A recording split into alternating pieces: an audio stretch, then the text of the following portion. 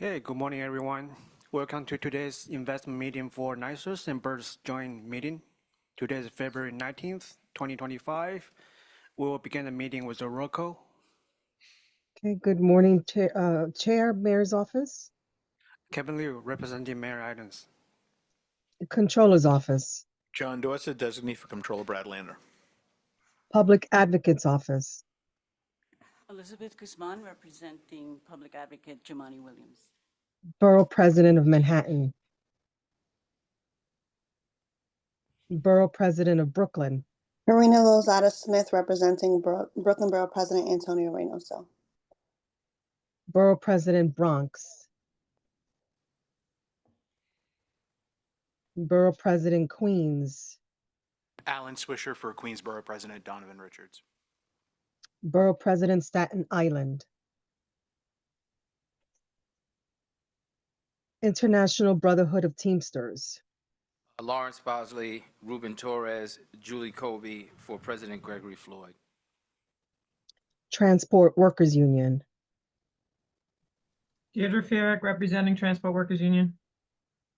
and District Council 37. Robin Roach on behalf of Henry Garrido, Executive Director. Okay, please let them note the record that Karina Lozada Smith, Ruben Torres, and Deidre Farrick are all attending remote per NYCERS video conferencing procedures. We have a quorum. Okay, thank you. And for BIRD's trustee on Zoom, please identify yourself for the record.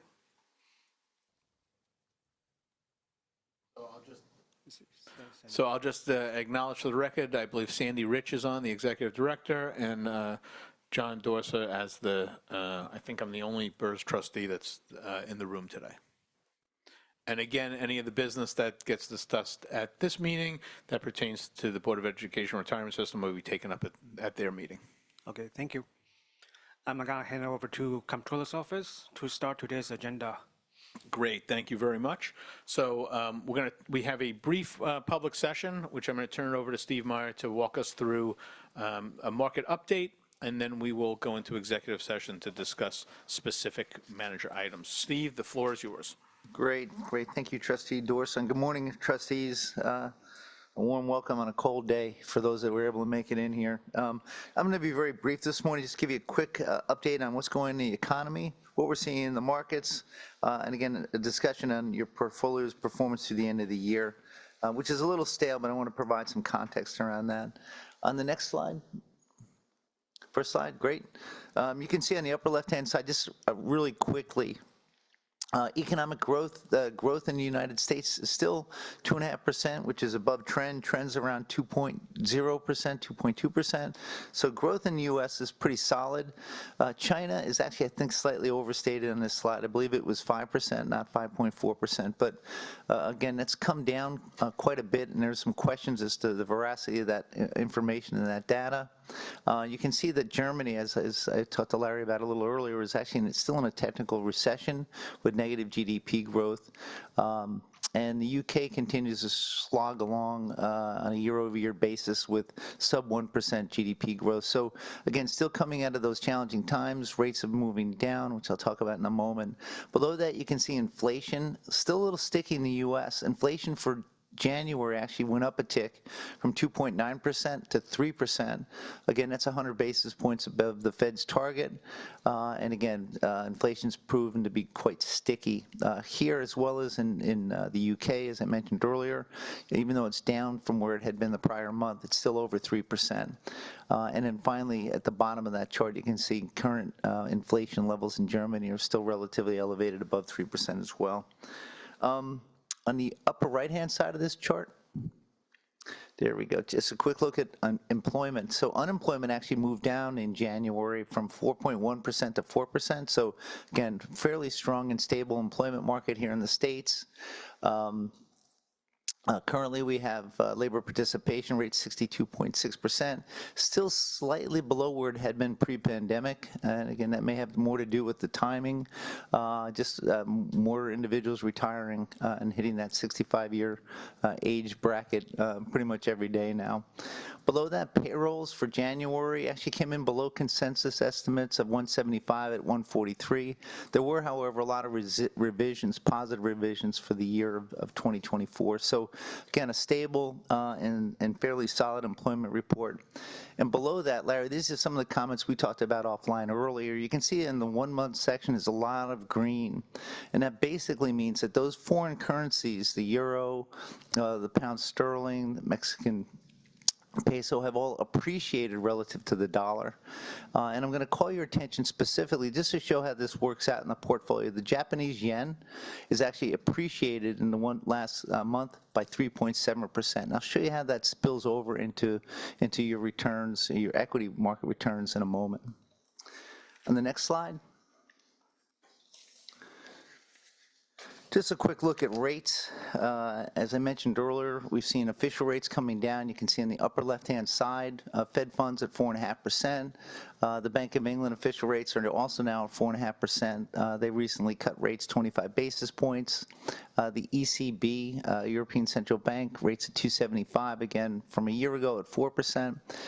The one outlier in the developed markets is really Japan. The Bank of Japan continues to raise rates associated with coming off of about a year ago, negative 10 basis point official rates.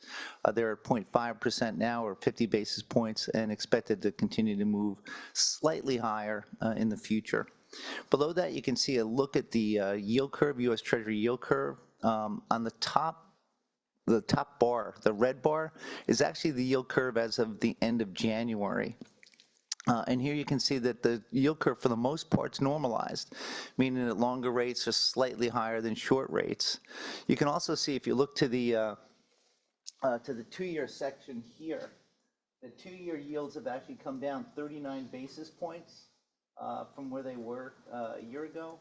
And alternatively, the 10-year yields are actually 19 basis points or so wider. So again, a backup in yields, lower bond prices here, and a rally in the short end. But again, a more normal looking yield curve, which I think is positive.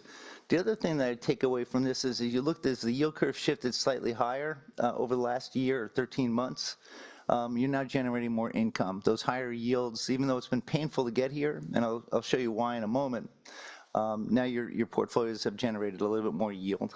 Can you explain why there's concern about the 10-year going beyond 5%? I think there are concerns just in terms of if a 5% U.S. Treasury yield, what that would mean for equity prices. Also, the fact is that we have a lot of outstanding debt, and as yields move higher, the interest burden that the U.S. has to pay continues to move up. So at this point, our interest debt servicing exceeds the national defense spending on an annual basis. So it's not insignificant, and again, we have a debt to GDP ratio now of almost 100%. A lot of people think it can go a lot higher. It probably will. It's certainly trending in that way, notwithstanding the fact that you've seen some initiatives in the new government in terms of trying to reduce expenses. The expectation is we'll continue to run significant deficits for the next 10 years. Especially if there's tax cuts, right? Yeah. You know, candidly, also, a lot of the backup and the stickiness and yields moving slightly higher has to do with what we talked about earlier offline, uncertainty around tariffs, uncertainty around inflation. You also see something called the term premia actually widen out a little bit. It's not something that's directly observable, but if you strung together a whole bunch of 1-month trades and looked at 10 years, you're getting a premium for investing out 10 years because there's potentially more risk, more uncertainty in terms of growth, and perhaps more importantly, inflation. Something to monitor. On the upper right-hand side, same thing with bonds. We've seen credit spreads are still relatively tight. Credit spreads typically, for the top line, you can see they're at about 80 basis points, slightly below that at 78 basis points. That means if I invest in a bond with a comparable duration U.S. Treasury, I pick up an additional 78 basis points in yields. Typically, that spread is closer to 110, 120 basis points over Treasuries. Similarly, with high yield right below that at 262 basis points above, you can see it's come in from 314 basis points 1 year ago. Bless you. I think it offers nothing to sneeze at, those spreads. But I do think that these are not necessarily compelling not necessarily compelling spreads. They're relatively tight. But again, the expectation is the economy continues to do well, growth above trend, and defaults are relatively low as well. Below that, you can see reference rates. As I mentioned earlier, the current yield as of this strike I think this is Valentine's Day, the 14th, U.S. 2-year treasuries were at 4.25. Again, that's down about 39 basis points from where they were a year ago. And alternatively, 10-year treasury yields at 4.47 are up about 19 basis points from where they were a year ago. They're actually at 4.55 today. And Larry, maybe more to your point, I wouldn't be surprised to see treasury yields drift higher towards that 5%, given the level of uncertainty, given the fact that inflation's proven somewhat sticky. You're going to get minutes from the last Fed meeting today that's going to show that the Fed's on hold. They're going to be on hold for a while. I think that's their bias. That's a prediction, but I suspect that's what we'll see. I'd say the other thing that's worthy of noting here is 30-year fixed mortgage rates are actually now below 7%. Last month they were at 7%, so they're starting to move down a little bit. But again, the 10-year treasury yields, stable and slightly higher, certainly support higher mortgage rates as well, which makes it a little more painful for those that are taking the mortgage to actually service that debt. On the next slide, just to look at year-to-date returns. On the left, you can see those are equity returns, and on the right, fixed income returns and change in yields. So thank you, Donald. So I was going to make a point. You can see a lot of green on that screen. The one exception is in Asia Pacific, the Nikkei. And you can see that in local currency terms, it's actually down 1.87% in local currency terms. But because you're invested in yen, and yen is up about 3.2% relative to the dollar of the last month, you've actually generated a positive 1.27% return. You lost a little in the bond prices, but you gained more than that back in the currency appreciation of the yen relative to the dollar. So it's something worth watching. The dollar still is relatively strong. If you look at where it is relative to where it was 6 months ago, it's still in the green relative to other currencies. On the right-hand side of the chart, you can see this is just a change, year-to-date yield changes, 10-year sovereigns around the world. Couple things to note up top. You can see United States, at the time of this strike, the yield was 4.46. I'm really challenging my aged eyes here. But for the year to date, it's actually traded in a range of 4.41% to as high as 4.79%. So from the start of the year, it's down 10 basis points and trending towards the lower portion of that range. As I said, today they're at 4.55. So a little bit of stability around 4.25 to 4.75 right now. We'll see if there's a breakout either way. And just further down, you can see that there's a change in yields on the far right. Canadian yields are lower, Brazilian yields are lower, and on down. Focus more on the UK, yields are down there as well. France, Germany is up a little bit. So we just look at that for a sense for what the cost of term funding looks like around the world. And last slide, and I apologize. Sure, please. You're in broad markets, so most of your exposure happens to be in Europe. Developed market ex-US is European, and that's the euro, so there's obviously a currency block there. But you also have exposure to Canada, Mexico, a number of emerging currencies, Japan, of course, the yen. So I think all in all, it's probably, I looked at John Merceberg, I think it's 16-ish.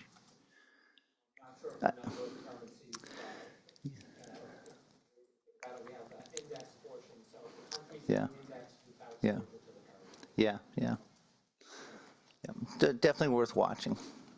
On the next slide, and I apologize, this is stale. This is the same slide you saw last month. But what I will say is you can look at the returns further out to the right. These are actually NYCERS returns over short and long-term time horizons.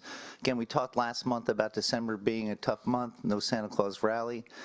We are, however, moving and hoping to announce soon the ability to actually work with our custodian to have same-day audited pricing.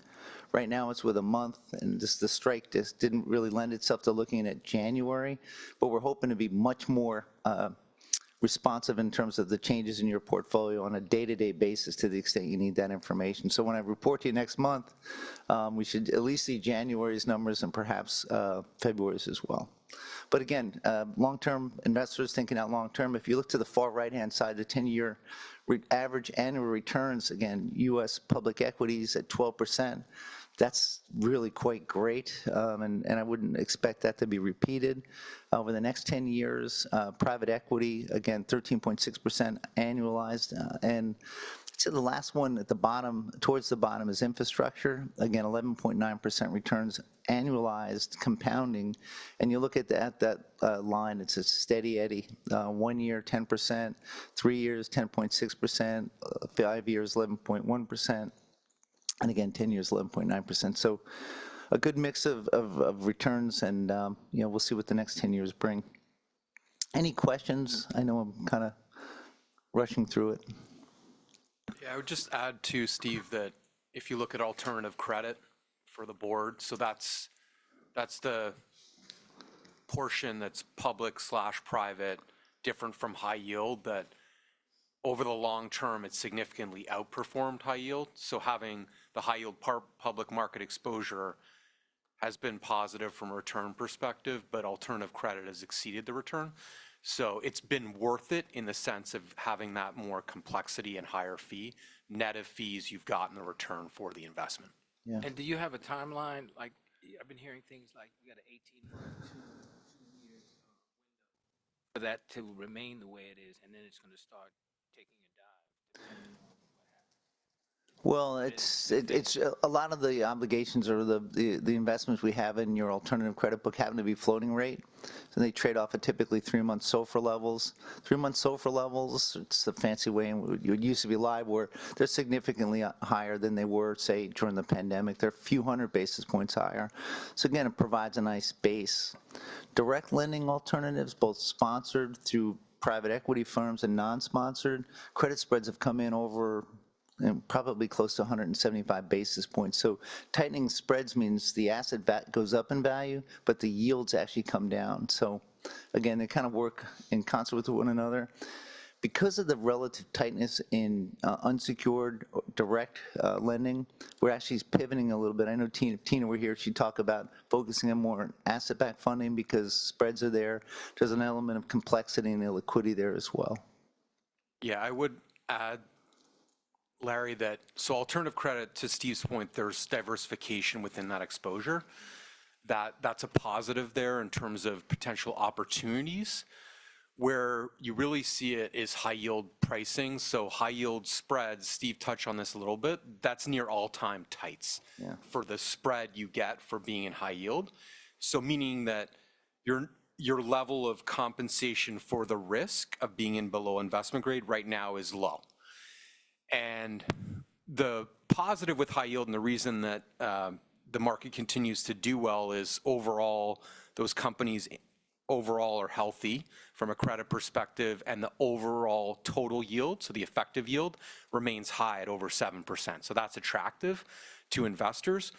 And the last thing I'd say on it that's important to keep in mind is that the NYCERS exposure is with active high yield managers. So part of their job is picking credits, and as we go through a potential downturn, when that eventually happens, is their ability to navigate that and not have, relative to the market, as many credits, for instance, that default.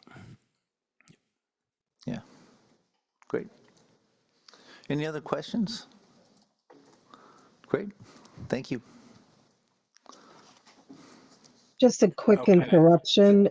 Just want to acknowledge, John, that Robert Miraglia from the Borough President of the Bronx has joined remote per NYCERS video conferencing procedures. We will so note that for the record, and welcome, Rob. So I believe that concludes the public agenda. I am going to make a motion to exit public session and enter into executive session. Is there a second?